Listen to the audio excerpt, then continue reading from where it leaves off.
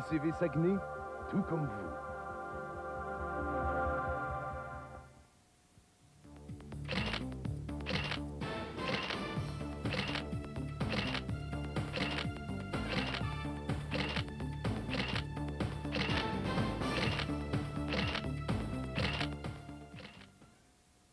Bienvenue à cette émission spéciale sur une exposition unique présentée à la Bibliothèque publique de Chicoutimi tout au long des mois de juillet et août 1997, intitulée « Le bassin de Chicoutimi ».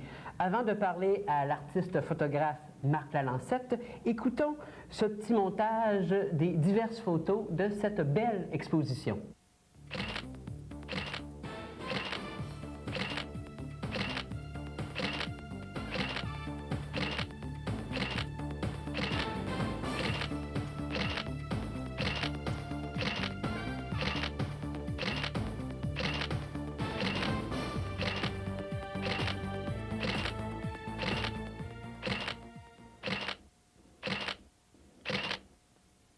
L'aube d'un jour sombre, l'aube d'un siècle d'avenir, l'aube d'un millénaire d'espoir. Jeu d'enfant interrompu, la récréation est annulée. La nature a changé les règles du jeu. Lançons les dés et recommençons.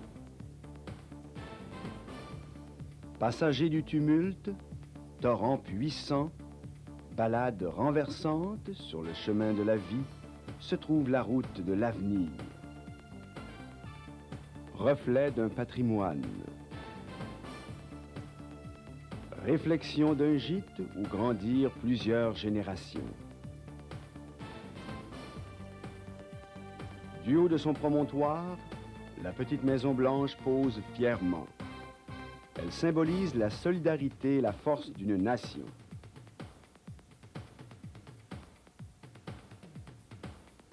Tant de labeur d'une époque où le bois et la pulpe animaient une communauté chrétienne et prospère. Un jour, un déluge découvre une couche de glaise déposée là, par l'homme, pour l'homme, envers et contre la nature. Du haut de son promontoire, la chance aurait-elle permis à la petite Maison Blanche de confronter la nature et ses caprices? La Terre continue de tourner. La nature reprend sa place. L'homme ne peut tout contrôler. Il doit assumer ses erreurs. Le respect de soi est le reflet de son environnement. Puissance des eaux. Tourbillons et remous ont déplacé les emprises de l'homme. Dieu retrace son sentier vers lui. Son socle a fléchi. Sa fière stature a illuminé tant de passants, tant de jeux, tant d'amoureux. Combien de mariages célébrés dans cette église? Combien de psaumes, combien de chants grégoriens clamant l'amour et la charité chrétienne?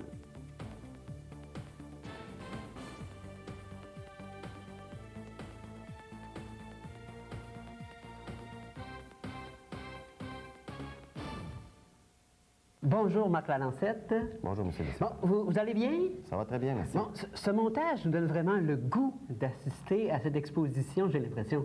Ah, absolument, absolument. Ça a été monté pour justement donner le goût à tout le monde d'aller voir cette exposition qui parle du bassin Chicoutimi tout de suite après le déluge. On parle de 3 semaines après l'événement. Tout le monde en a entendu parler, tout le monde a vu les images. Moi, j'ai réussi, j'ai pris le temps de créer des images qui sont artistiques, qui sont touchantes, qui ont beaucoup d'impact. C'est aussi très dramatique. Mais c'est présenté sobrement, c'est présenté avec beaucoup de goût. Et j'ai, à travers cette présentation, une fresque magistrale qui va avoir un diamètre de 6 pieds, qui va présenter l'horloge du bassin de Chicoutimi, les 12 époques de l'histoire du bassin de Chicoutimi. Alors, avec en plus, je sais, d'aluminium. Absolument. Cette fresque, c'est 12 photos circulaires qui vont être montées sur une plaque d'aluminium. Les 12 époques vont être indiquées sur chaque ligne de l'horloge, chaque chiffre de l'heure, et les 12 époques seront racontées à côté des 24 photographies qui sont présentées toutes à l'intérieur de la bibliothèque de Chicoutimi. Alors, ces photographies-là, une plaquette d'aluminium racontera de façon quand même assez courte les différentes époques de l'histoire du bassin de Chicoutimi, à partir évidemment de la traite des fourrures jusqu'à aujourd'hui, en passant par les compagnies de la pulpe qui ont permis au bassin de se développer et à Chicoutimi de naître, évidemment. Bon, avant de parler des époques, justement, de Chicoutimi, si on parlait de votre époque à vous, c'est à l'âge de 13 ans, je pense, que la photographie là, est entrée dans votre vie, puis que vous avez compris que c'était pas simplement utilitaire, une photo, mais que ça pouvait aussi rejoindre l'art, il faut le dire. Absolument. À 13 ans, je pense que la plupart des jeunes ont l'envie d'essayer de faire de la photographie à cet âge-là. C'est à ce moment-là qu'on essaie de créer des images. Je pense que c'est vraiment l'âge de l'adolescence qui te permet, qui t'amène à essayer de créer, que ce soit des images ou autre chose. Moi, j'ai essayé des essais en photographie, des scènes de paysages avec des appareils qui étaient plus ou moins sophistiqués à ce moment-là. J'ai réussi quand même à créer quelques images intéressantes et ça m'a permis, ou ça m'a donné le goût finalement de continuer la photographie. On dit toujours qu'il y a un déclencheur dans la vie. Oui. Et vous, c'est arrivé à un moment donné que vous avez visité la baie James. C'est assez bizarre parce que, il faut se le dire, que ce ne sont pas des paysages impressionnants au niveau de la nature et tout, sauf que vous, là, ça vous a vraiment donné le goût. Oui, la baie James, c'est évident que le paysage n'a pas autant de couleurs que notre belle région. C'est de la taïga, c'est l'hiver presque à l'année longue, sauf que quand le printemps arrive ou quand les fleurs, les arbres se mettent à renaître finalement, il y a quand même des sujets intéressants à créer. Il y a des images là, qui étaient quand même très, très belles, des rivières. On parle de la rivière Péribonka, on parle des grandes rivières là, qui ont permis justement là, au développement de la baie James, des images qui m'ont encore une fois de plus donné le goût, donné vraiment le goût de continuer en photographie, mais de façon autodidacte. On dit souvent que le photographe est un être solitaire qui est avec son appareil, qui a des choses devant lui. Sauf que il y a un club de photos à Chicoutimi, qui est un club de photos d'ailleurs très réputé, qui permet justement à ces personnes-là d'en rencontrer d'autres, puis peut-être de discuter, d'améliorer même. Absolument. Le club de photos Chicoutimi, j'en fais partie depuis une dizaine d'années. Et j'ai participé activement d'ailleurs à toutes les activités, à tous les montages des programmations, ce qui permet à des gens, le commun des photographes, le photographe amateur, avancé, de développer des techniques, de rechercher ou de faire des échanges de techniques et de création pour la photographie. On parle de, le noir et blanc, la couleur, les contre-jours, les effets spéciaux avec des filtres. Alors, toutes les activités du club de photo Chicoutimi, entre autres, j'imagine que c'est la même chose pour les autres clubs dans la région et en province, permettent aux gens justement d'échanger ces connaissances et donnent l'occasion aussi aux membres de ces clubs d'exposer habituellement une fois dans l'année et de présenter les œuvres qui ont été créées au courant de l'année. Ça vous a permis d'avoir votre premier prix? Évidemment, il y a eu des occasions qui se sont présentées lors des activités. On a eu à un moment donné un concours qui concernait là, la municipalité de Canton-Tremblay.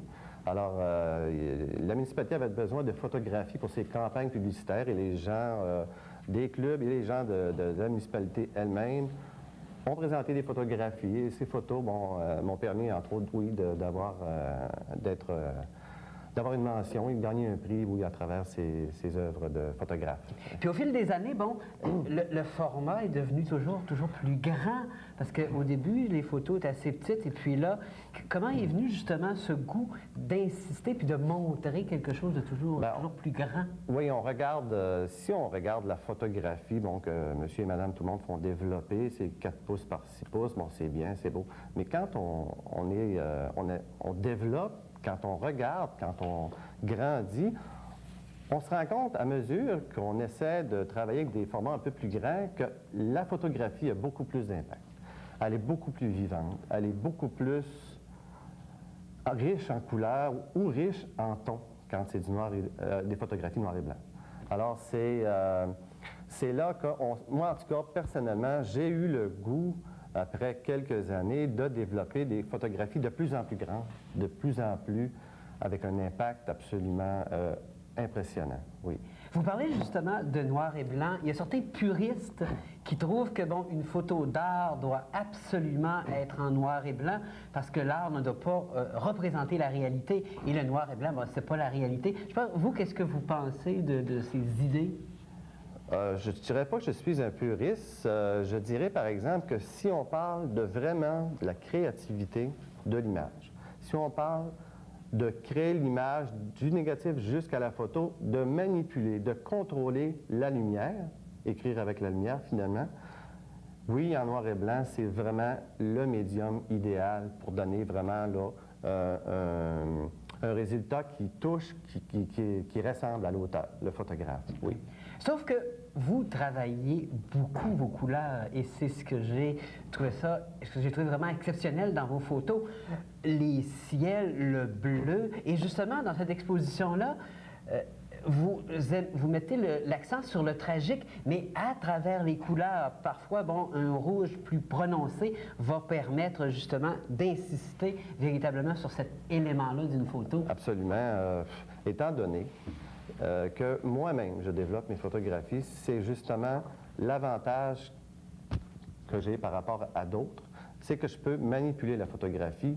Il y a des ciels qui sont d'un bleu qu'on ne voit pas souvent dans notre région parce que, bon, on n'est pas dans les zones du sud du globe où les ciels sont vraiment bleus.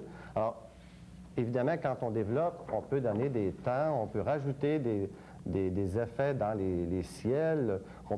Si par exemple il y a des zones qui sont un peu trop foncées, qui sont trop noires, on est capable d'aller chercher le détail qu'il y a, qui ajoute encore à la photographie.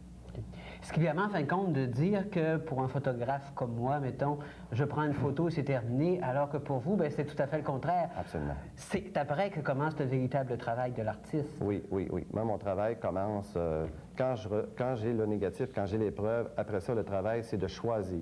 Enfin, le travail, c'est ce que j'aime finalement. Ce n'est pas du travail. Ouais, le travail, c'est le plaisir aussi. C'est le plaisir, c'est la passion. Hein. Alors, c'est ça, c'est que moi, quand j'ai mon négatif, je commence à travailler en laboratoire, je crée des images, le cadrage que je choisis avec les tons que je choisis, en couleur. Oui.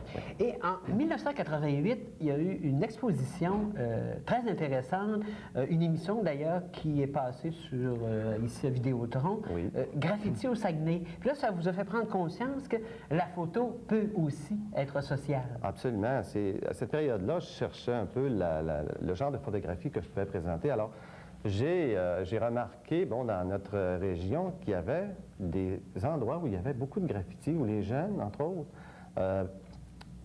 exprimaient leurs sentiments, leurs ressentiments, leur hargne envers la société. Il y a beaucoup de jeunes qui sont troublés par la hiérarchie, les décisions des hauts fonctionnaires, la décision des décideurs qui sont, bon, nos gouvernements et les autres. Et j'ai pris des clichés d'à peu près 300 ou 400 graffitis dans des secteurs où c'est pas vraiment... Bon, on sait que c'est plutôt... Ça paraît délabré, ça paraît plutôt déplaisant. Tu passes et, bon, vous passez, vous voyez que c'est comme violer la propreté des secteurs publics. Et surtout, mais il y avait des messages. Surtout en 88 aussi, le graffiti n'avait pas encore pris peut-être ce côté artistique et c'était vraiment beaucoup plus près du sentiment premier. Absolument. C'était moins les images qu'on voit quand, par exemple, on va à Québec ou à Montréal, on voit des fresques, c'est pratiquement des artistes, c'est des œuvres d'art pratiquement. À cette époque, c'était plus des messages, des textes. Les jeunes exprimaient leurs sentiments à ce moment-là. C'est ce qui m'a permis, après plusieurs heures de travail, de présenter justement ce diaporama avec musique fondue enchaînée d'images, une durée d'une 40aine de minutes, qui a été diffusée un peu partout dans la région et en province, oui. Puis ce qui vous a même permis d'accorder vos premières entrevues. Absolument. Ça a été mon baptême des entrevues avec les médias, ce qui a donné encore une fois un peu plus d'expérience aux photographes, oui. Oui. L'évolution n'arrête pas. En 1991, c'est la découverte d'une autre technique. 91, une conférence de Martine Bergeron, une membre du Club de Jonquière, et elle nous présente des photographies à partir d'un film noir et blanc infrarouge. C'est un film absolument extraordinaire. C'est un film qui est très difficile à travailler, très difficile à développer, très difficile à manipuler, mais ça donne des images qui sont absolument saisissantes. Et aussi, bon, justement, on voit derrière nous, il y a une photo, justement, avec cette technique-là. Malheureusement, à l'écran, ça ne donne pas véritablement là, toute la subtilité. Sauf que, justement, de quelle façon on travaille cette... D'abord, il faut savoir l'apprendre avec les bonnes techniques de prise de vue, parce que c'est un film qui est très complexe. C'est un film qui est artistique. C'est un film qui a besoin de... C'est un film qui a besoin, finalement, d'être manipulé à partir de la prise de vue jusqu'au développement. Alors, c'est un film... Ici, ce que j'ai apporté ici, c'est un test. Alors, finalement, si on regarde derrière, la photographie qui est là, c'est le plus grand format que j'ai pu réaliser avec un ami. C'est un format qui a 40 pouces par 60 pouces. De là, c'est en fait, c'est le fin mot des grands formats. C'est ce que je voulais faire depuis des années. Je l'ai fait dernièrement. Et ceci, c'est un test qui m'a permis de me rendre avec des essais et erreurs, finalement, à sortir cette photo-là qui est ici derrière nous. Alors, c'est un film qui est granuleux, un grain qui est très, très omniprésent. C'est un film qui donne un effet artistique surprenant parce que si, par exemple, on prend des images d'un fruit, alors la chlorophylle qui est dans le feuillage, qui est dans l'arbre, qui est dans le fruit, émet une lumière blanche. Alors, vous verrez dans des images qui sont derrière nous que si, par exemple, j'ai pris des photos d'une pomme, la pomme, elle a un ton qui est plutôt blanc, avec beaucoup de grains, mais il y a un débordement de l'image, comme si finalement la pomme devenait un éclairage, devenait une lumière. Puis, avec des effets, avec une technique que moi j'ai développée en utilisant les ciels ou en développant avec des techniques de laboratoire des ciels de plus en plus noirs, cet effet de halo tout autour des sujets qui sont des sujets vivants, parce que ça prend de la chlorophylle, alors ça donne un effet qui est absolument magique. Magique, c'est ce que moi je recherche depuis que je fais de la photographie, c'est de créer la magie de la photo, de pouvoir montrer aux gens des images qu'ils ne sont pas capables, absolument pas capables, de voir avec leurs yeux. Si vous regardez l'image que je vous présente, c'est impossible. Vous voyez quelque chose qui est vraiment comme surnaturel, quelque chose qui est magique, quelque chose qui est éblouissant. C'est vraiment passionnant. Et les yeux du monde entier se sont braqués sur la région les 20, 21, 22 juillet 1996. Oui. Et bon, le malheur, tout le monde connaît ce déluge ici au Saguenay-Lac-Saint-Jean. Mais là, ça vous a permis, vous, de créer justement les photos de cette exposition. De quelle façon vous avez en fin de compte, premièrement, pu les prendre, ces photos-là? Parce que moi, je suis allé 3 ou 4 fois, puis ce que j'ai pu voir, c'est vraiment pas beaucoup. J'ai été mandaté finalement par une entreprise en estimation à fournir des photographies pour le montage d'un dossier pour le gouvernement. Alors, ça m'a donné l'opportunité de me rendre sur les lieux pendant 2 jours. Ces journées-là, j'ai passé toute la journée, et on parle de 5 heures le matin jusqu'à 7 heures le soir, à prendre des photos des lieux, des photos de bon goût, des photos saisissantes, avec des objectifs qui donnent une perspective absolument incroyable pour donner des images absolument très, très belles. En tout cas, moi, c'est ce que je veux montrer, c'est des photos qui sont absolument très, très belles. Et il y a aussi, dans ces photos-là, un sentiment de tragédie encore présent. Ça, on ne passera pas à côté de ça. C'est évident que ça demeurera toujours un événement des plus tragiques. Ça, le déluge, ça passait à l'histoire internationale, puis je pense que c'est important de montrer au public ce qui est devenu après, mais en même temps, raconter l'histoire. Raconter, je ne montre pas d'image de ce qu'était le bassin, le développement du bassin. j'ai les photos de différents sites du bassin de Chicoutimi et je raconte avec les fameuses plaques d'aluminium les époques du développement du bassin de Chicoutimi. Et justement, ces photos-là, vous en avez pris quoi? On parle de 300-400, là. On parle des photographies prises avec un Hasselblad 120 et en 35 mm, on parle d'une banque très importante de photographies qui m'a permis de sélectionner celles qui me donnaient vraiment le goût de sortir une image intéressante. Oui. Justement, l'exposition, on retrouve combien de photos? On retrouve 24 photos 16 par 20 encadrées qui sont les témoins des époques, des 12 époques que moi j'ai définies du secteur du bassin de Chicoutimi et la fameuse fresque sur la plaque d'aluminium qui elle-même en contient une douzaine, évidemment, circulaire. Ces photos ont été prises avec un objectif communément appelé fish-eye qui donne une déformation absolument incroyable des sites, du lieu. Et en son centre de la fameuse horloge, il y a une photo qui est 2 fois plus grande que les autres. C'est une photo de la pulperie de Chicoutimi, comme c'est justement après l'événement, parce qu'elle aussi, elle a été touchée en partie, entre autres, le fameux théâtre d'été qui était absolument merveilleux comme site là, de présentation de spectacle. Alors, cette photo-là va faire, évidemment, la partie centrale de la fresque, parce qu'on ne peut pas passer à côté de la pulperie. C'était la plateforme de développement de la région, là, dans le secteur du bois et de la pulpe. Et c'est dans ces photos-là qu'on voit aussi que la nature a véritablement repris ses droits. Absolument, absolument. On se rend compte dans des images, entre autres, qu'il y a des couches de glaise qui ont été déplacées. On se rend compte qu'il y a des amas de bois qui ont été placés là par les compagnies de la pulpe, qui sont entrecroisés. Ces amas de bois-là ont, d'après ce qu'on m'a informé, servi de support. C'était des entrepôts. On les a tout simplement on a mis de la terre dessus pour se faire des routes, finalement, avec le temps. Puis on parle là de 75 puis 80 ans. Finalement, c'est le temps, là, à mesure que l'homme s'installe, il prend la place, et là, les routes. Et quand vous allez voir les photographies, vous allez voir le cran. Quand on voyait la petite Maison Blanche, entre autres, on voyait le roc qui était absolument là, tout nettoyé, il n'y a plus rien. Mais quand on marche sur les lieux, c'est net, c'est impossible que l'homme puisse faire autant comme nettoyage, comme mise en place, une remise en place de la nature. Elle a repris sa place. Ça ne peut pas être plus aussi imposant que ça comme mise en place. Le nettoyage est parfait.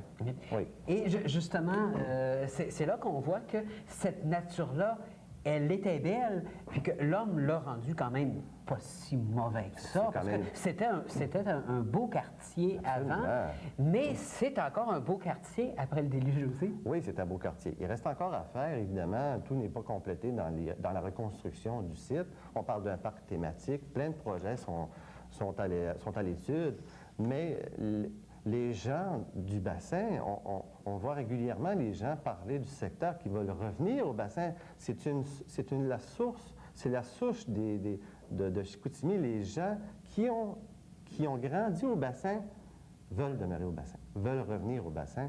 C'est vraiment un secteur qui touche au cœur des gens de Chicoutimi.